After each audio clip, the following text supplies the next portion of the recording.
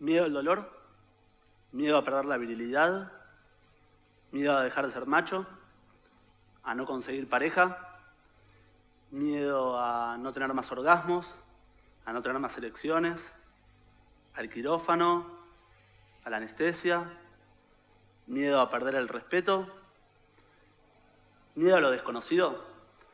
Ante todo me presento, soy el doctor Finkelstein Jonathan, urólogo y andrólogo. Trabajo en el sistema de salud público y privado y las especialidades que yo elegí quizás no son tan conocidas. Quizás hasta muchos de nuestros pacientes la conocen cuando nos necesitan, al punto que me llegan a preguntar si atendemos mujeres. Y por supuesto que atendemos mujeres, tienen riñón, vejiga, uréter, uretra. Y tranquilos, ahí veo que hay dos que se están moviendo con miedo en el asiento, no le voy a hacer un tacto rectal a nadie, solo vine a dar la charla, quédense tranquilos con eso. La urología es mucho más amplia que eso. Se encarga de la patología estructural, tumoral y hasta funcional, de las vías urinarias, el aparato reproductivo y las glándulas anexas masculinas. Hasta ahí todo muy lindo, pero la termino de embarrar mucho más cuando digo que soy andrólogo. Andrólogo, médico de androides, médico de robots. La andrología se encarga de los trastornos que genera la deficiencia de testosterona en el envejecimiento masculino, trastornos en la sexualidad del hombre y trastornos en el factor masculino en lo que es fertilidad. Y es ahí donde a mí me toca pararme de los dos lados del mostrador. Viene un paciente, hola, ¿qué tal doctor? Estamos con mi mujer hace 2 años buscando tener un hijo y no lo logramos. Viene otro paciente, hola, ¿qué tal doctor? Vengo a verlo, tengo 3 hijos y quiero cerrar ya la fábrica. Me transformo en un hombre de las dos caras. Con uno voy a intentar que ese espermatozoide se transforma en el Superman de los espermatozoides y con el otro voy a hacer todo lo posible para que ese espermatozoide nunca llegue a juntarse con el óvulo. De eso se trata mi profesión médica. Tratar de ayudar al paciente en su dolencia o inquietud con respecto a su salud y tratar de ayudar a solucionar ese problema y mejorar su calidad de vida. Hay hombres que quieren decidir cuántos hijos tener, hay mujeres que quieren decidir cuántos hijos tener, hay hombres y mujeres que quieren decidir no tener hijos y hay parejas que quieren decidir cuándo, cómo y cuántos hijos tener. A ese concepto u oportunidad lo llamamos planificación familiar. La planificación familiar es un derecho que tenemos todos, todas, todes. Y cuando hablamos de reproducción, estamos hablando también de la sexualidad de las personas y de las parejas. No voy a hablar del cuento de la semillita, porque calculo y espero que ya todos sepan que no es real, pero sí de ciertas funciones que tiene la sexualidad. Por ejemplo, una función reproductiva, una función de placer, una función comunicacional, una función de autoestima. Y me pregunto cómo podemos hacer para separar estas funciones y, por ejemplo, dejar de lado la función reproductiva.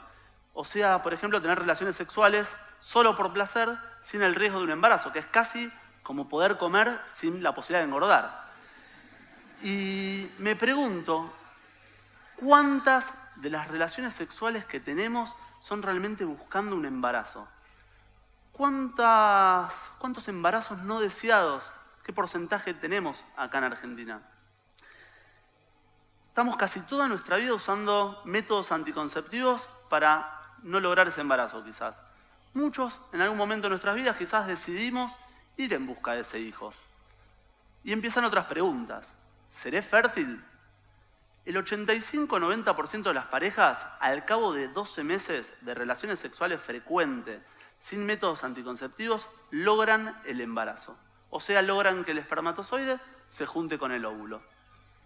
Año 2018, en la era que la gente compra departamentos, autos por internet, hasta se enamora por internet. ¿Qué nuevos métodos tenemos? ¿Qué métodos anticonceptivos tenemos?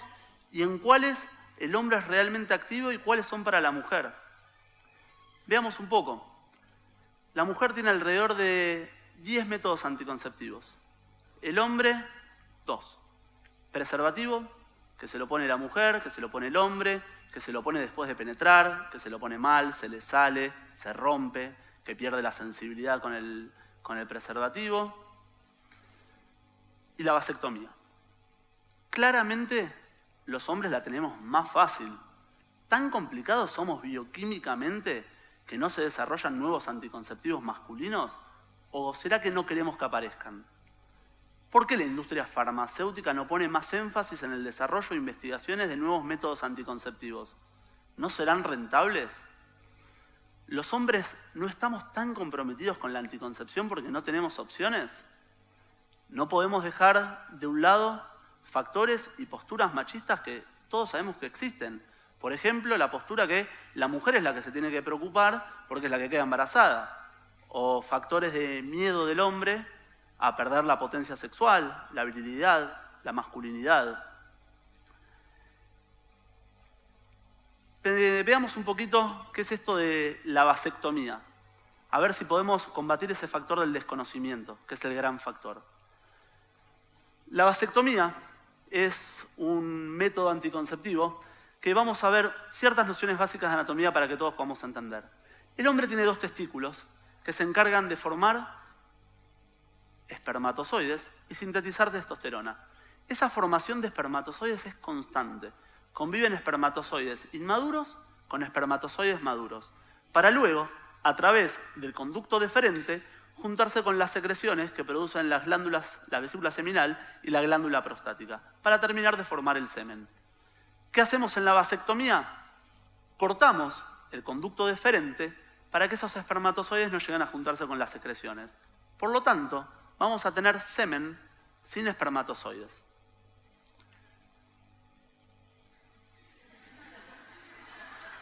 Los hombres y las mujeres tenemos claro que el acceso anatómico hacia los testículos es demasiado fácil, está al alcance de la mano.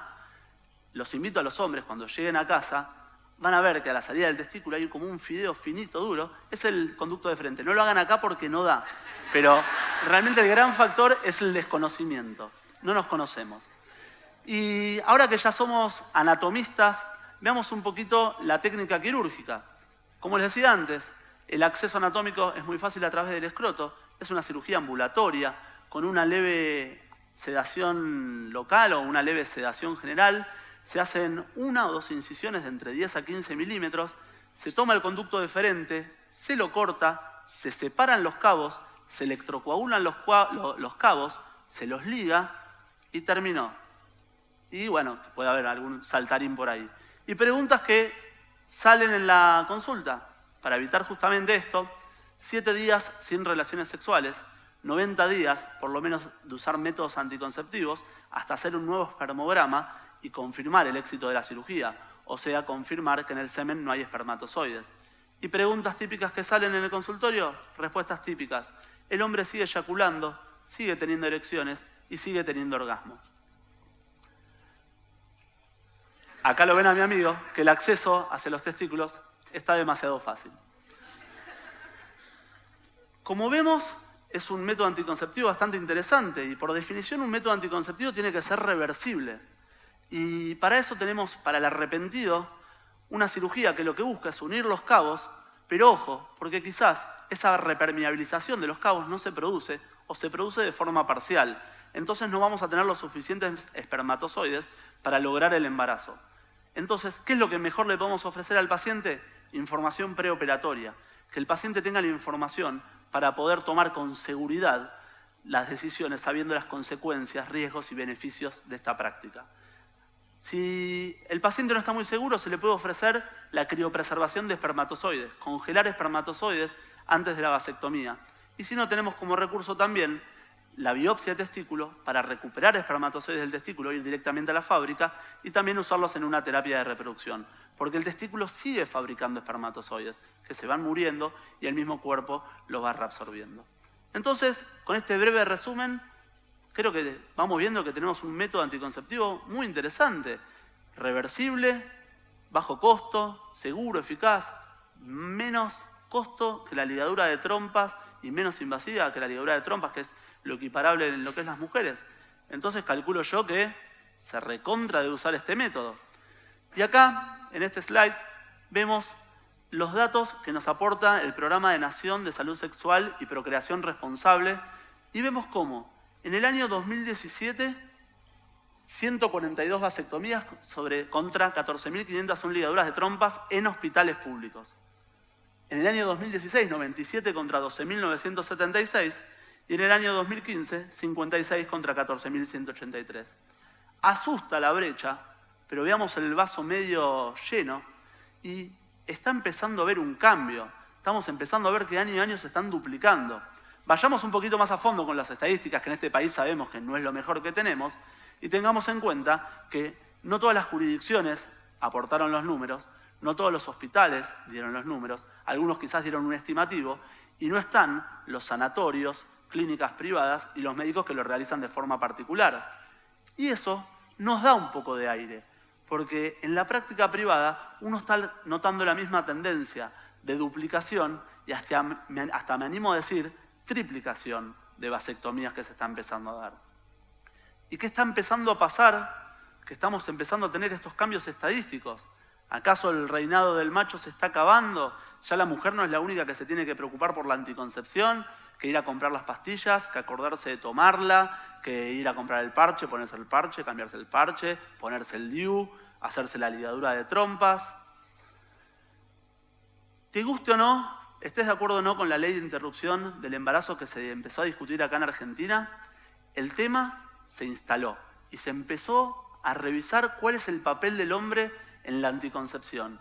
Se empezó a discutir en las casas, en los trabajos, en las mesas de familia, en las camas, y se empezó a ver la vasectomía como un método, como un recurso interesante para evitar embarazos no deseados y todas las consecuencias que trae eso a nivel social, salud y económicas. Empezó a aparecer información, el gran enemigo del desconocimiento y el gran aliado de la educación sexual.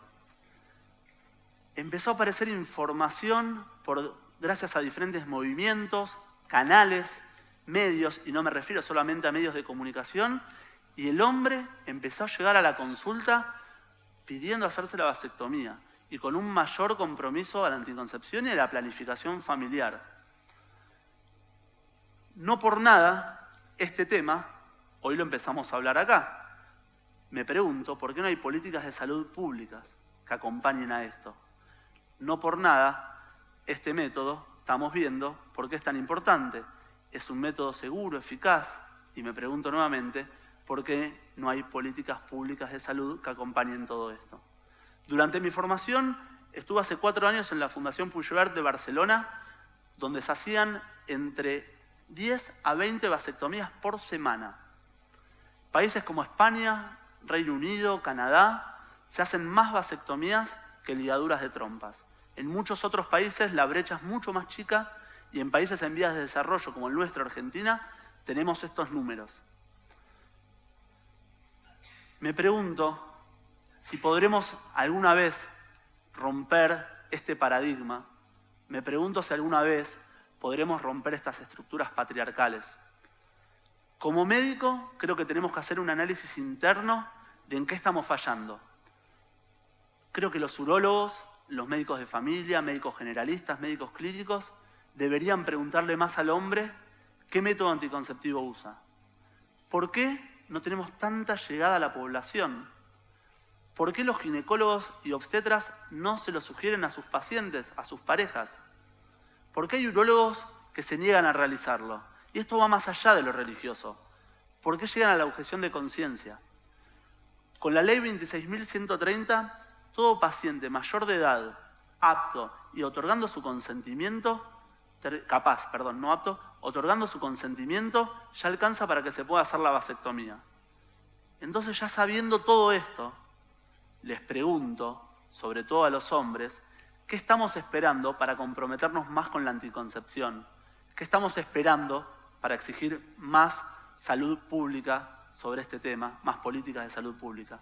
¿Qué estamos esperando para exigir educación sexual? Y a los hombres les quiero preguntar nuevamente, ¿a qué le tenemos miedo? Muchas gracias.